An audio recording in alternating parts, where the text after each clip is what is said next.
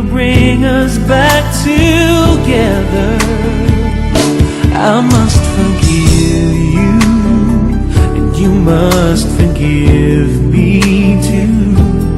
If we wanna try to put things back the way they used to be, 'cause there's no sense in going over and over the same things as before.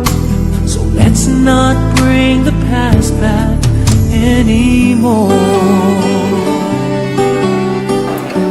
Bună seara! Bună seara! Pentru că dumneavoastră sunteți Sergiu și dumneavoastră Liliana. Eu mă numesc Cristi, sunt la compania Livrare Flori și aveți o surpriză foarte frumoasă. Stați liniștiți, vă dau floare.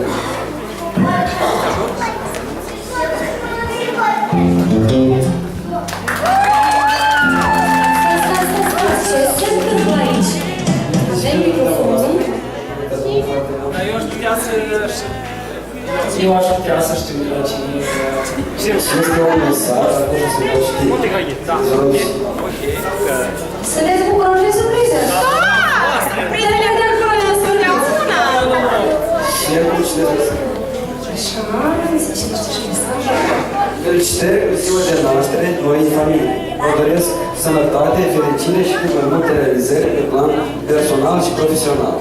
V-ați unitat astăzi destinele într-o familie nouă. În casă să predomine dragoste, armonie, înțelegerea și devotament.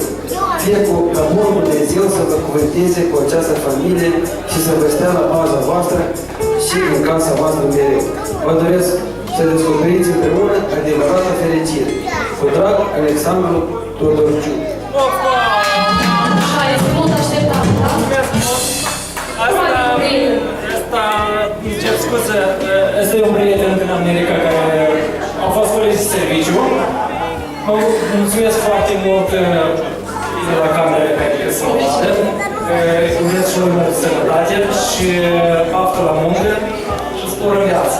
Și te așteptăm să vină altul nou instant. Să servim și să ne străm în continuare. Poate l-ați adus pentru Ne transmit. Poate l-ați adus și pe Alexandru. El e în America. Asta e. Ei, se fie de bine, acolo că nu nimeni